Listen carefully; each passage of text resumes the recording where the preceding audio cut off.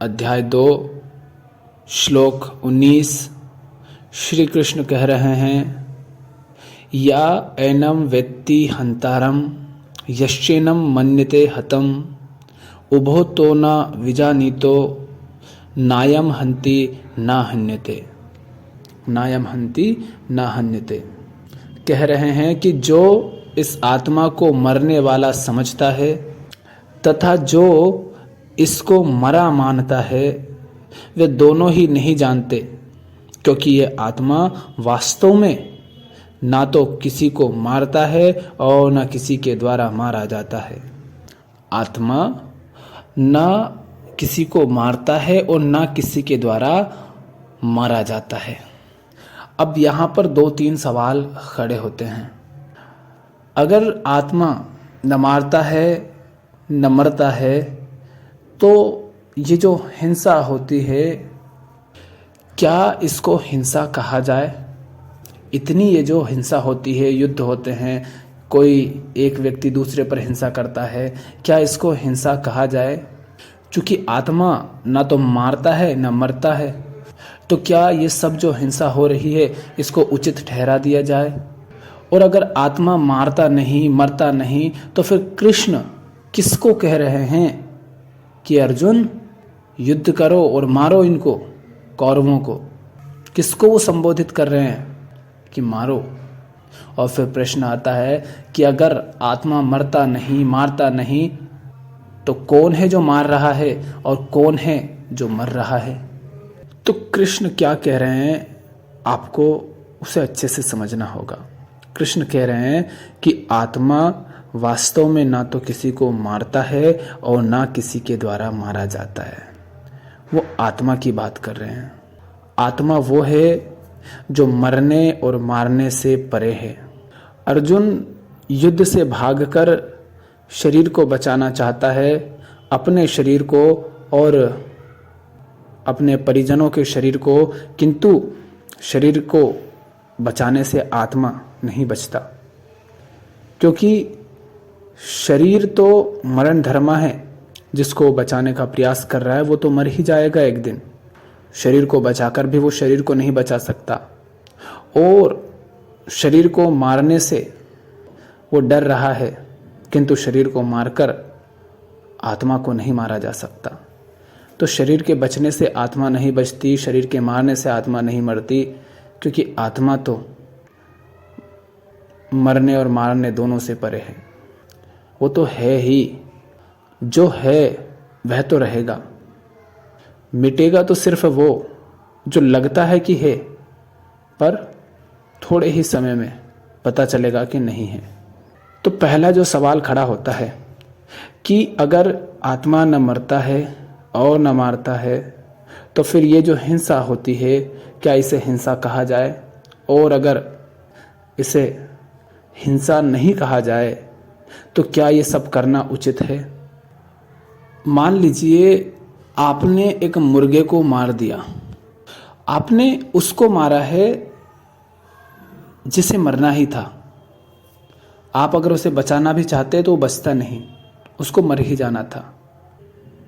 और जो आत्मा है वो मरता नहीं, लेकिन मारने का ये जो भाव आपके अंदर है, इस भाव के कारण आपके अंदर कुछ था जो बहुत कोमल था, जिसे हम प्रेम कहते हैं।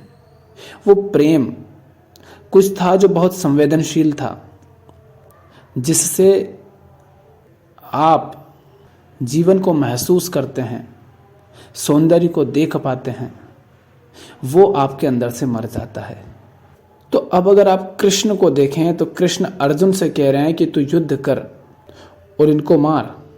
यहां कृष्ण उस तरह से नहीं मार रहे हैं जैसे आप आम युद्धों की बात कर रहे हैं।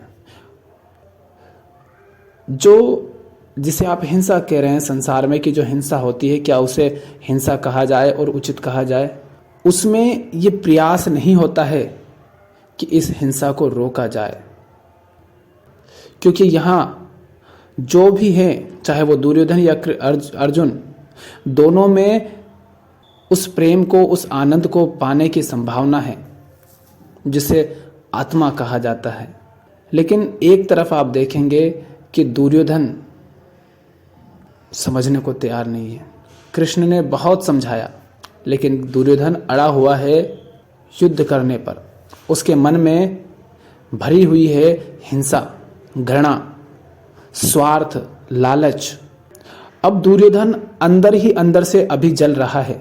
आपको क्या लग रहा है कि दुर्योधन अगर अर्जुन से युद्ध करता है और अर्जुन मारा जाता है तो हिंसा वो है? नहीं, उसमें तो अर्जुन पल भर में ढेर हो जाएगा, उसके बाद अर्जुन का कुछ नहीं बिगड़ना।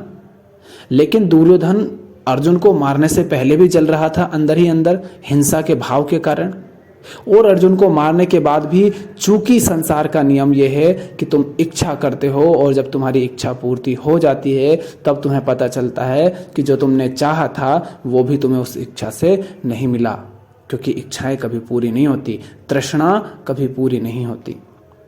तो दुर्योधन युद्ध से पहले भी जल रहा है हिंसा के भाव के कारण, और अगर वो अर्जुन को मार भी दे तो अर्जुन का कुछ नहीं बिगड़ना, अर्जुन तो ढेर हो गया, पल भर लगा। लेकिन दुर्योधन जलता रहेगा, क्योंकि राज्य पाकर के जो सुख उसने चाहा था वो तब भी उसे नहीं मिलता। तो जिस हिंसा की हम बात कर रहे हैं कि ये हिंसा क्या उचित है, तो पहली बात तो ये कि हिंसा होती ही नहीं अगर आत्मा न मरती है न मारती है। आत्मा अगर मरती नहीं और मारती भी नहीं तो हिंसा हुई ही नहीं, क्योंकि जो मरा वो तो मरना ही था, बस बहाना उसको चाहिए था कि कब मरना है और कैसे मरना है, तो बहाना मिल गया। लेकिन हिंसा होती है हिंसा के भाव में, और हिंसा में वो नहीं जलता जिस पर हिंसा हो रही है, ऐसा हमें दिखाई देता है। हिंसा में वो ही जलता है जो हिंसा करता है। आप किसी व्यक्ति के प्रति घृणा से भरे रहें तो भले ही आप उस व्यक्ति से संपर्क तक ना करें, पर आप अंदर से जल रहे होंगे। देखो, जब भी तुम्हारी किसी से दुश्मनी हुई हो, किसी के प्रति तुम में घृणा उठी हो, तब वो व्यक्ति अपना जीवन जी रहा है, वो अपना काम कर रहा है, मौज में है, मस्ती में है। कोई व्यक्ति बहुत आगे बढ़ गया है, बहुत सफल हो गया है तुम्हारे देखते देखते ही, और तुम पीछे रह गए हो।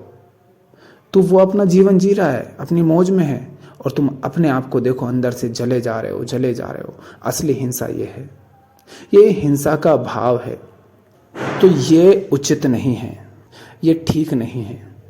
हिंसा होती नहीं है तुम्हारे करने से, किंतु हिंसा करने का भाव जब तुम्हारे अंदर आता है तब तुम अपने आप को ही नुकसान पहुंचाते हो, अपने को ही क्षति पहुंचाते हो।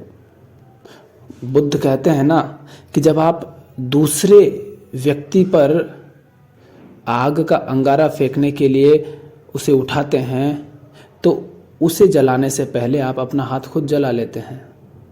हिंसा वैसी ही है, आप दूसरे पर फेंकने का प्रयास तो करते हैं, उसको जलाने का प्रयास करते हैं, किंतु खुद उसमें जल रहे होते हैं, क्योंकि यहाँ पर आपका भाव है विनाश करने का, यहाँ पर आपका भाव है किसी को मिटा देने का। और कृष्ण जब कह रहे हैं अर्जुन से कि युद्ध करो, इनको मारो, तब उनका भाव किसी को मिटाना नहीं है, तब वो अशांति नहीं लाना चाहते, वो तो शांति लाना चाहते हैं। और चूंकि हम कह रहे हैं आत्मा न मरता है न मारता है, जब मरता नहीं और मारता नहीं तो हिंसा हुई नहीं। और जो भाव की हिंसा थी कि भाव ही हिंसा करने का था, वो भी कृष्ण का नहीं है। हिंसा करने का भाव भी कृष्ण का नहीं है। कृष्ण ना तो लालच के कारण युद्ध करने को कह रहे हैं, न स्वार्थ के कारण, न घृणा के कारण, न किसी को मिटा देने के कारण। इसलिए कृष्ण जब अर्जुन से कह रहे हैं युद्ध करो, लड़ो, मारो, तब वास्तव में वो हिंसा है ही नहीं।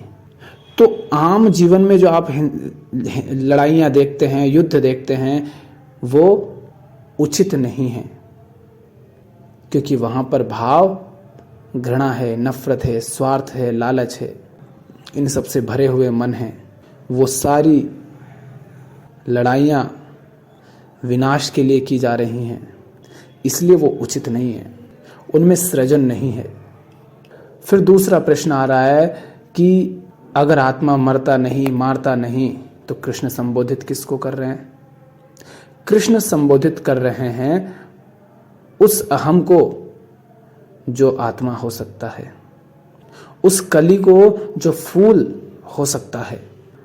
कृष्ण ने संबोधित किया था, कृष्ण ने समझाने का प्रयास किया था दुर्योधन को भी, लेकिन उस पर असर नहीं हुआ। वो हट पकड़ कर बैठा है कि मुझे तो खिलना नहीं है। और इधर संभावना है अभी अर्जुन में बाकी है संभावना कि वो खिल सकता है, संभावना है कि सूर्योदय हो सकता है। तो कृष्ण कर रहे हैं कोशिश। तो कृष्ण जिससे कह रहे हैं कि युद्ध करो और मारो, तो कृष्ण अहम से ही कह रहे हैं अहम को मारने के लिए, किंतु वो अहम अर्जुन वो अहम है जो आत्मस्थ होने को उपलब्ध है, और दुर्योधन वो अहम है जो जड़ हो चुका है। अर्जुन वो अहम है जो मिटाने से, किसी को मारने से मोहवश ही भले, लेकिन भाग रहा है। वो कह रहा है मैं नहीं मारूंगा, वो कह रहा है मैं कैसे मार दूं इन्हें, क्यों मार दूं इन्हें, नहीं चाहिए मुझे राज्य, नहीं चाहिए मुझे सत्ता। इस सत्ता के लिए, राज्य के लिए, धन के लिए क्या मैं इन्हें मार दूं? और दुर्योधन ये सब करने को तैयार है, उस सत्ता के लिए, उस राज्य के लिए, उस धन के लिए। तो दोनों अहम में अंतर हुआ या नहीं? तो अर्जुन यहां पर विनाश के लिए नहीं लड़ रहे हैं, अर्जुन को लड़ने के लिए कृष्ण कह रहे हैं, क्योंकि अर्जुन अब लालच के लिए, स्वार्थ के लिए, हिंसा या घृणा से संचालित होकर नहीं लड़ रहे हैं। अब चूंकि कृष्ण अर्जुन से कह रहे हैं कि तू युद्ध कर, तू मार इनको, और यह भी कह रहे हैं कि आत्मा न मरता है न मारता है, तो वो जान रहे हैं कि अर्जुन अभी आत्मा तो नहीं है, आत्मस्थ हुआ नहीं। अगर आत्मस्थ हो ही गया होता तो फिर तो वो जो निर्णय करता युद्ध करने का या ना करने का, उसमें दखल देने की कोई आवश्यकता ही नहीं थी, क्योंकि उसे खुद बोध है कि वो क्या कर रहा है और क्या नहीं कर रहा है। पर अर्जुन अभी अहम के द्वारा संचालित है, पर वो अहम जो विनाश नहीं करना चाहता। और कृष्ण कह रहे हैं कि तुम भले ही विनाश ना करो, किंतु तुम्हारे सामने अगर विनाश हो रहा है तो उसे रोकने का कर्तव्य भी तुम्हारा ही है, क्योंकि संसार में सजा उसे नहीं मिलती जो बुरा करता है, सजा उसे भी मिलती है जो बुरा होते हुए देखता है, जो बुरे को होने देता है। हो सकता है कि आज समाज में जो जीवों पर हिंसा हो रही है, इतने सारे मुर्गे काटे जाते हैं, मछलियां काटी जाती हैं, प्रकृति बर्बाद हो रही है, गायें काटी जाती हैं, हो सकता है कि तुम उसमें जिम्मेदार नहीं हो, किंतु तुम जानते हो कि बुरा हो रहा है और तुम उसे देख रहे हो। तो सिर्फ बुरा करना ही बुरा नहीं है, बुरा होते हुए देखना भी बुरा है, बराबर के जिम्मेदार हो। पर अर्जुन वो है जो बुरा करना नहीं चाहता, तो कृष्ण कह रहे हैं कि तू करना नहीं चाहता, इसलिए बुरा होने भी मत दे, तू युद्ध लड़, तू मार उन्हें, क्योंकि वो सब हिंसा के भाव से भरे हुए हैं। तो कृष्ण संबोधित कर रहे हैं उस अहम को जो विनाश के लिए, हिंसा के लिए, घृणा के लिए, लालच के लिए उपलब्ध नहीं है। और तीसरा प्रश्न था कि यदि आत्मा मरता नहीं और मारता नहीं, तो फिर कौन है जो मार रहा है और कौन है जो मर रहा है? तो मारने वाला और मरने वाला वह मन है जो अहम से संचालित हो रहा है। मारने वाला और मरने वाला वह मन और शरीर है जो अहम से संचालित हो रहा है। अब हमने कहा दो अहम, एक तो दुर्योधन और एक अर्जुन। एक तरफ विनाश है, एक तरफ सृजनात्मकता है, एक तरफ घृणा है, एक तरफ प्रेम है। तो यहाँ पर आप अर्जुन को देख सकते हैं कि अर्जुन वह अहम है जो आत्मा से, माने कृष्ण से संचालित हो रहा है, और जो मार रहा है अर्जुन के रूप में वो शरीर, वो मन। क्या हुआ? अर्जुन के रूप में जो शरीर और मन है वो उस अहम से संचालित है जो अहम आत्मा से संचालित है। तो मारने वाला स्थूल मन और शरीर है, और मरने वाला भी स्थूल मन और शरीर है। आत्मा नहीं मार रहा और आत्मा नहीं मर रहा। जो मार रहा है वो भी शरीर और मन है, जो मर रहा है वो भी शरीर और मन है। और शरीर और मन क्या है? शरीर और मन वो है जिसे बचाकर भी आप बचा नहीं सकते, तो फिर उसके मर जाने का शोक कैसा?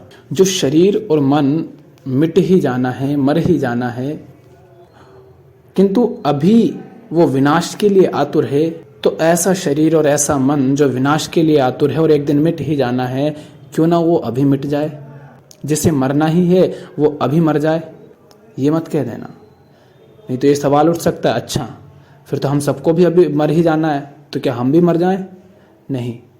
जो शरीर और जो मन विनाश के लिए आतुर है, हिंसा के लिए आतुर है, हिंसा के भाव से भरा है, घृणा से भरा हुआ है, ऐसा शरीर और मन मरना तो है, पर ऐसा शरीर और मन अगर आज ही मर जाए तो उसमें गलत नहीं।